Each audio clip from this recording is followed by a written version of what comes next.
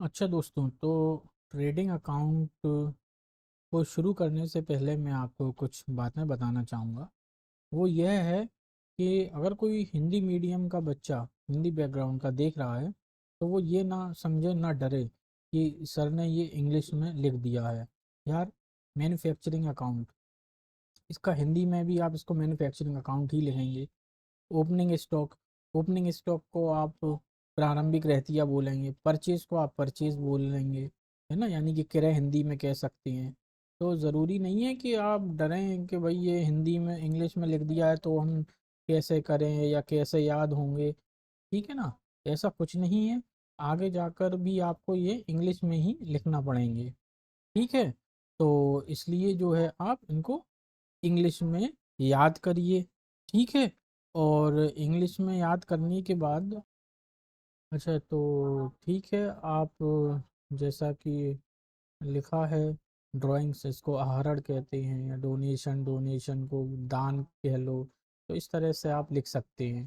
ठीक है, और यहाँ दरअसल आप अगर हिंदी मीडियम के हैं तो क्रय खाते का, आहरण खाते का इस तरह से लिख सकते हैं। जैसे कि इधर आप लिख दें आहरण, है ना, खाते का, खाते का। और जो इंग्लिश वाले बच्चे हैं वो टू लगाएंगे। यहाँ पर हमेशा डेबिट साइड में टू लगाया जाता है, टू डोनेशन अकाउंट, है ना, टू गुड्स हेफ्ट अकाउंट, इस तरह से। और जो जितने भी क्रेडिट साइड होते हैं हमारे ट्रांजैक्शंस क्रेडिट साइड के, तो वहाँ हम हमेशा बाई लगाते हैं, बाई का प्रयोग होता है।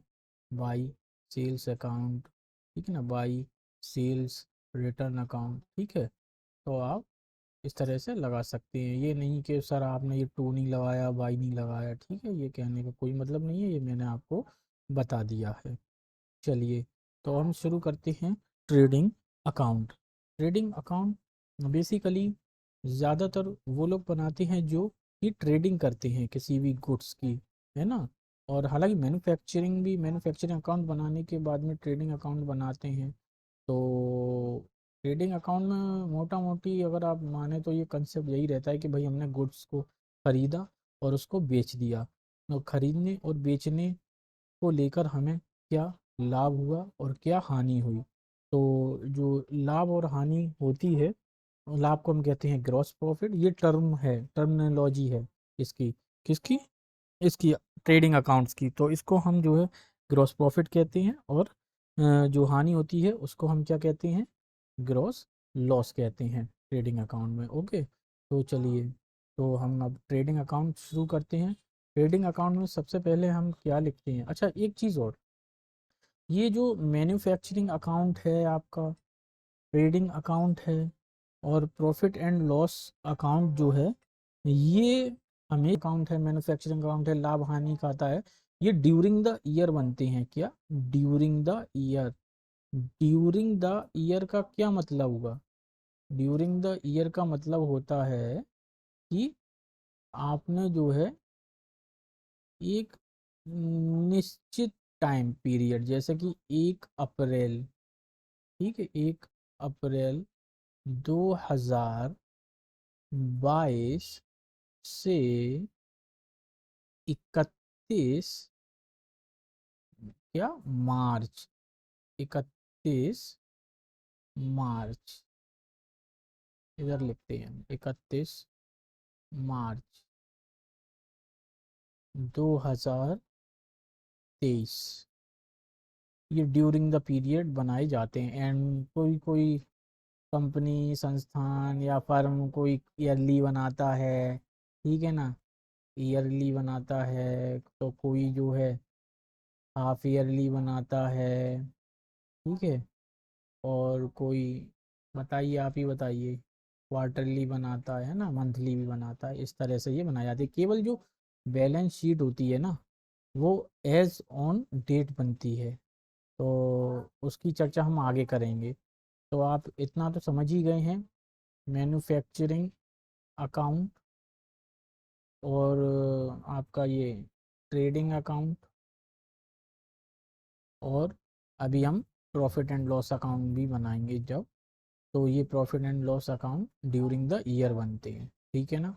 चलिए अब हम शुरू करते हैं। आपका जितने भी जो खर्चे हैं ट्रेडिंग अकाउंट में, एक्सपेंस आपने करे हैं पूरे साल भर में, है ना, जैसे कि आपने कितने का माल परचेज करा है, तो वो टोटल परचेज आप लेजर में से उसका बैलेंस निकाल के यहाँ लिखेंगे, ठीक है।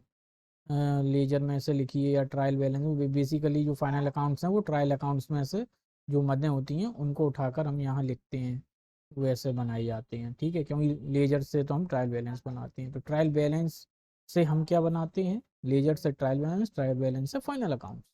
तो परचेज आपकी जितनी भी साल भर की है वो इधर लिखिए।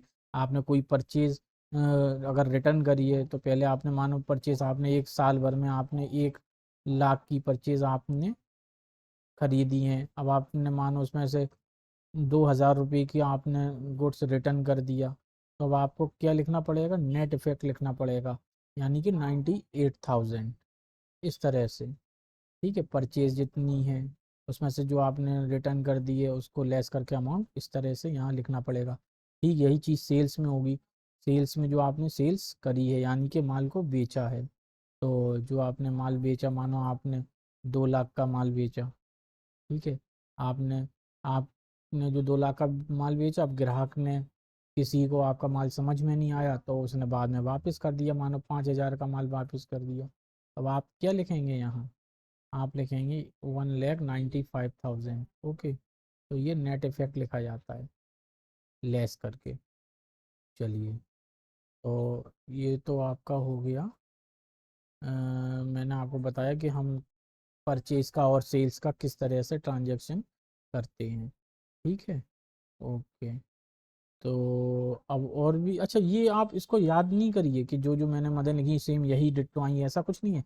आप थोड़ा अपना भी लॉजिक का इस्तेमाल करिए कि भाई हमारे इसमें अकाउंट्स में, ट्रेडिंग अकाउंट्स में और किस तरह के खर्चे आ सकते हैं, मैं उनका आपको नेचर बताऊंगा, ठीक है।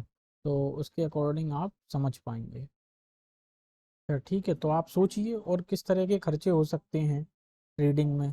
जैसे कि आपने कोई माल लेके आ रहे हैं थोक में, अब वो अपने ग्राहकों को बेच रहे हैं, तो किस तरह के खर्चे हो सकते हैं। मानो आपने परचेज जो है करा है, परचेज में से अच्छा अब आपने मानो कोई डोनेशन दे दी किसी आपने कॉलेज को, जिस तरह से मानो आप अगर फर्नीचर में बिजनेस करते हैं तो कुछ फर्नीचर आपने किसी कॉलेज को आपने डोनेशन दे दिया, तो आप ये डोनेशन का अमाउंट लिखेंगे, इसको आप लेस करेंगे परचेज में से, है ना। या कोई चीज़ आपने अपने खुद के इस्तेमाल के लिए आपने यूज़ कर ली, ठीक है। मानो आपका फर्नीचर का बिजनेस है तो आपने कुर्सी टेबल कुछ उसमें से अपने बिजनेस में से लेकर घर में रख लिया, तो इसका आप किस तरह से लेखा जोखा करेंगे।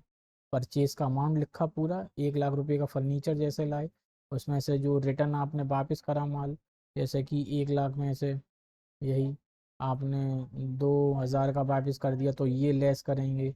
ड्राइंग यानी कि आपने कोई चीज़ घर पे भेज दी अपने, तो उसको भी आप मानो 5,000 की घर पे भेज दी, वो लेस करेंगे, ठीक है। डोनेशन दान दे दिया तो परचेज में से डोनेशन का अमाउंट मानो 1,000 दे दिया किसी कॉलेज में, 1,000 का कुर्सी टेबल, तो वो लेस करेंगे, है ना। या नो मान लो मानो आपकी दुकान में किसी तरह की कोई चोरी हो गई, तो उसको भी आप लेस करके दिखाएंगे परचेज में से। मानो 500 रुपये का कोई कील कांटे या कुछ भी आइटम चोरी हो गया तो वो आप लेस करके दिखाएंगे। तरीका तो वैसे यही है कि परचेज में से इधर लेस करके दिखाइए, और चाहें तो आप उसको यहाँ पर भी लिख सकते हैं, क्योंकि जब य- यहाँ से आप डेबिट साइड का जितना भी अमाउंट है उसको उसके टोटल को क्रेडिट साइड के अमाउंट से जब लेस करेंगे तो जाहिर सी बात है ग्रॉस प्रॉफिट या ग्रॉस लॉस ही आएगा, ठीक है। तो आप चाहें यहाँ लेस करके दिखा दें यहीं के यहीं, या फिर आप इस अमाउंट को, परचेज रिटर्न को, ड्राइंग्स को, डोनेशन को या थेफ्ट को यहाँ लिखें, लेकिन तरीका यही है जो अभी तक किताबों में नज़र आता है कि आपको यहाँ लेस करके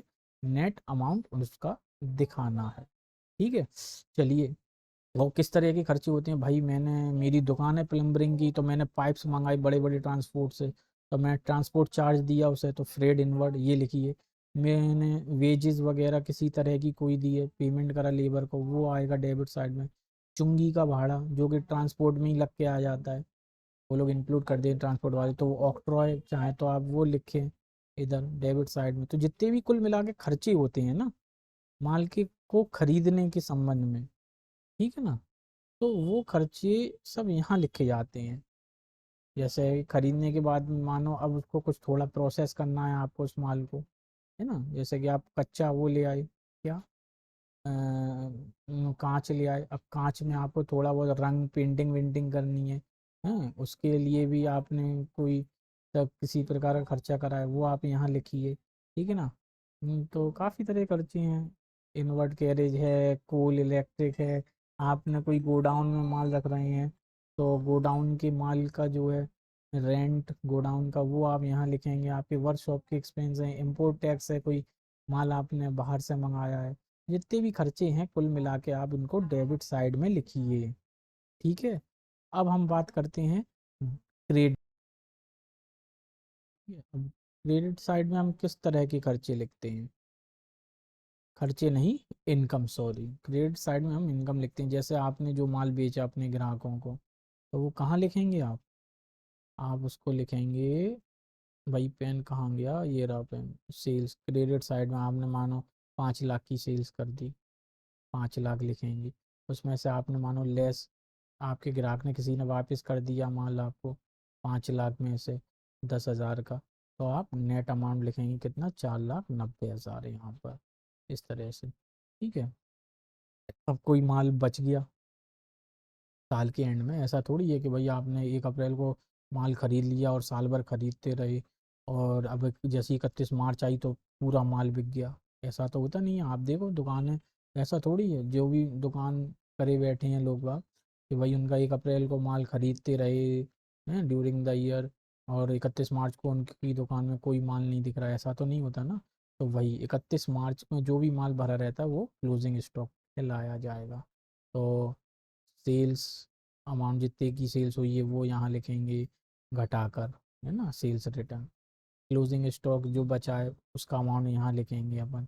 फिर डेबिट साइड का टोटल और क्रेडिट साइड का टोटल जो आएगा, उसका जो डिफरेंस है, अगर क्रेडिट साइड का टोटल ज़्यादा है और डेबिट साइड, क्रेडिट साइड का ज़्यादा है और आपके डेबिट साइड का टोटल कम है, तो क्या होगा, आपका ग्रॉस प्रॉफिट होगा।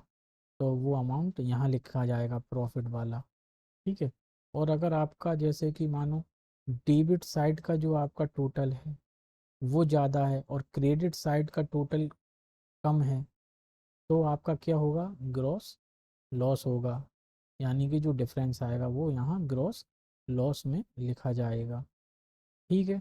आप समझ गए होंगे।